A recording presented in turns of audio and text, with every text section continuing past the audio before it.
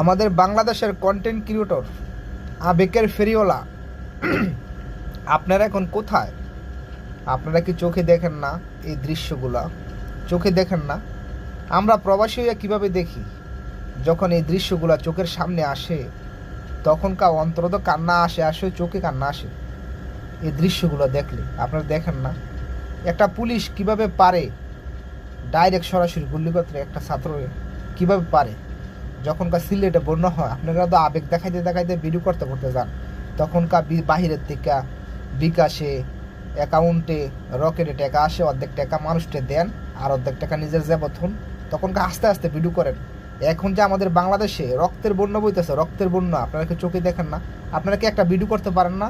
ভাই, আবেগ দিয়ে সব কিছু চলে না। আপনাদেরকে যে এখন মানুষ চিনতে পারছে আপনারা যে কোন ধরনের বেইমান, আপনারা যে কোন ধরনের মানুষ এখন তো মানুষ সব চিনতে পারছে, ঠিক আছে?